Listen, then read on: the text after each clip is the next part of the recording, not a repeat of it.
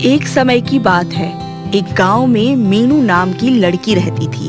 मीनू को आम लड़कियों के जैसे सजना संवरना अच्छा नहीं लगता था। मीनू को पहलवानी का काफी शौक था और वो अपने क्षेत्र की नामी पहलवान थी। मीनू ने कई कुश्तियां जीती। पूरे गांव में मीनू का ही नाम था। वह गांव में कोई भी समस्या आती, सभी लोग मीनू से ही मदद मांगते थे। मीनू हर किसी से झगड़ती रहती। इस वजह से मीनू के पिता गोपाल नाथ को मीनू की काफी चिंता होती थी। मीनू, ओ मीनू, अरे कहाँ है? अरे देखो इसे, अरे रुक जा, अरे लड़ाई मत कर बेटी, पूरे गांव में तुझे ढूंढ रहा हूँ और तू यहाँ लड़ाई झगड़ा कर रही है। चल चल घर चल। पापा ये लोग बदमाश हैं, परेशान कर रहे थे सबको। तूने सबका ठेका लिया है क्या? बेटा तू कब समझेगी? अब तू बच्ची नहीं रही, अब तू बड़ी हो चुकी है। ये लड़कों वाली आदतें छोड़ दे। चल घर चल घर। पिताजी आप मुझे ही डांटते हो। अरे अब मैं तुझे क्या सिखाऊं बेटा? तेरी माँ जिंदा होती तो तुझे सिखाती।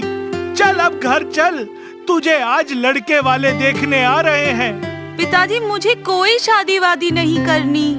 बेटा हर लड़की को ब्याह करके अपने ससुराल जाना होता है, यही दुनिया की रीत है। तू जिम्मेदारी है मेरी जिम्मेदारी। अगर मैं तेरी शादी नहीं कर पाऊंगा तो तेरी माँ को मरने के बाद कैसे मुंह दिखाऊंगा? अब चल यहाँ से बेटा, घर चल। अरे बेटा थोड़ी देर में लड़के वाले आने वाले हैं और तू जरा प्यार से बात करना। लड़के वालों को ये नहीं पता चलना चाहिए कि तू एक पहलवान है। तुझे एक सुशील और घरेलू लड़की बनके रहना है। ठीक है पिताजी, मैं सबसे प्यार से बात करूंगी, एक सुशील लड़की बनके रहूंगी और किसी को पता नहीं लगने दूंगी मैं एक पहलवान हूँ। कुछ ही देर में लड़के वाले मीनू को देखने आते हैं। मीनू उनके आगे एक सुशील लड़की की तरह पेश आती है। मीनू की सुंदरता और मीनू का स्वभाव लड़के वालों को पसंद आता है और वो रिश्ते के लिए हाँ कर देते हैं। कुछ ही दिनों में मीनू की शादी हो जाती है। मीनू के पति का नाम शुभम होता है। वह मीनू के ससुराल में बस उसका पति और उसकी सास फूलमती रहती थी।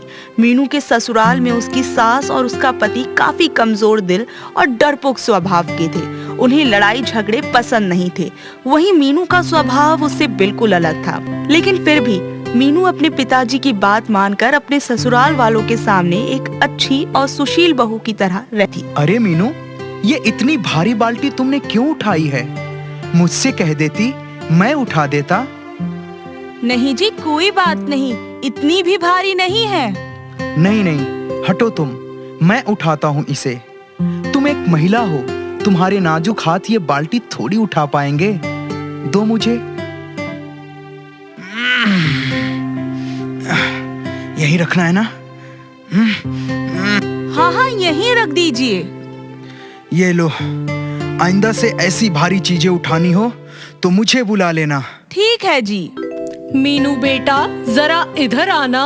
जी माँ जी। अरे बेटा सोफा जरा दूसरी तरफ करना था, जाकर पड़ोसी को बुला ला जो हमारी मदद कर दे। ये सोफा? अरे माँ जी, सोफे के लिए बाहर से किसी को क्यों बुलाना, मैं हूँ ना।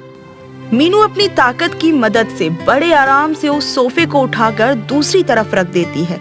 ये देख मीनू की सास की आंखें फटी की फटी रह जाती हैं और वो डर के चिल्लाने लगती हैं। अरे शुभम बेटा इधर आ, ये देख क्या हो गया। हे भगवान! क्या हुआ? क्यों चिल्ला रही हो? अरे बेटा मीनू में किसी भूत प्रेत का साया आ गया है। मैंने अभी अपनी आंखों से देखा, इसने सोफा अकेले उठाकर वहाँ रख दिया। बेटा जल्दी से किसी तांत्रिक ओझा को बुला कर ला। हाँ माँ, अभी जाता हूँ। अरे रुको, ऐसा कुछ नहीं है, मेरी बात सुनो। अभी ये बात चल ही रही होती है, तभी शुभम के घर पे भानु पहलवान अपने 3 चेलों के साथ आता है। भानु पहलवान गांव में एक अखाड़ा चलाता था। वह पूरे गांव में सभी भानु पहलवान से डरते थे। भानु पहलवान के मन में जो आता वो वही करता था। अरे मेरे आने से पहले ही घर में शोर मच गया क्या? भानु पहलवान जी आप, वो भी यहाँ?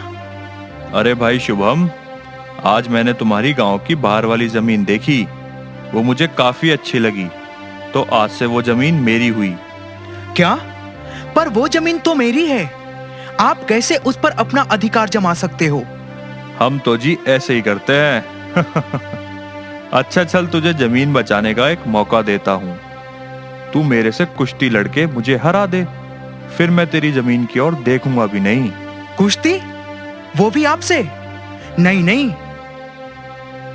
हाँ, शर्त मंजूर है। मेरे पति को छोड़, तुझे तो मैं ही कुश्ती में हरा दूंगी। अच्छा तो ठीक है, कल आ जाना मैदान में। अरे नहीं नहीं भानु जी, ये ऐसे ही बोल रही है। अरे हाँ हाँ, कल देख लूंगी तुझे। माँ, देखना इसने क्या कर दिया। एक जमीन के चक्कर में हमारी जान पे बन आई है। वो भानु अब हमें नहीं छोड़ेगा। ये पागल हो गई है।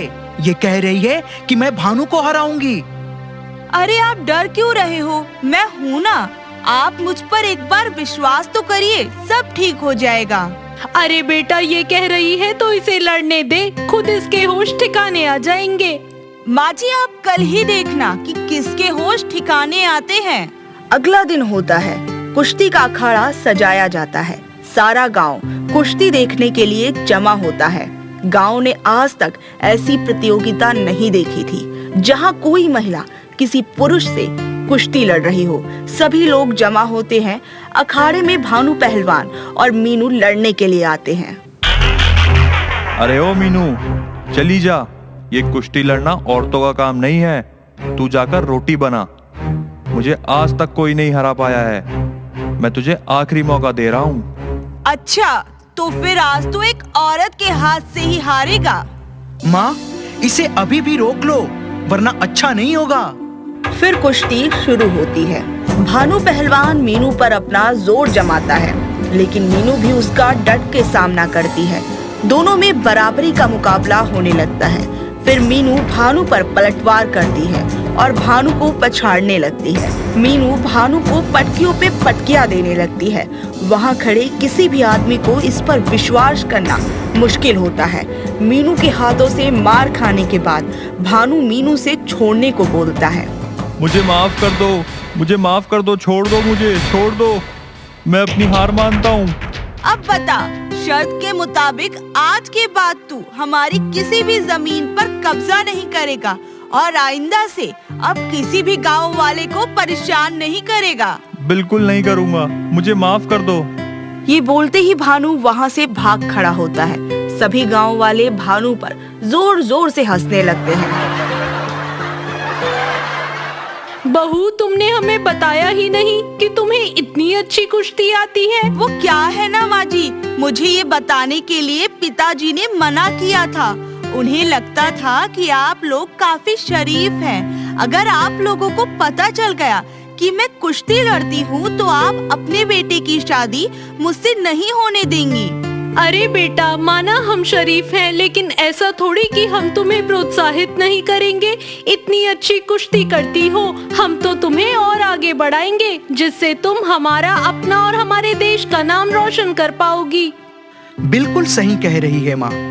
मीनू, तुम्हें तो देश के लिए कुश्ती लड़नी चाहिए। अपनी सास और पति का सहयोग पाकर मीनू कुश्ती लड़ने लगती है और देखते ही देखते वो ऊंचाइयों के शिखर पर पहुंच जाती है और पूरी दुनिया में अपने देश का नाम रोशन करती है।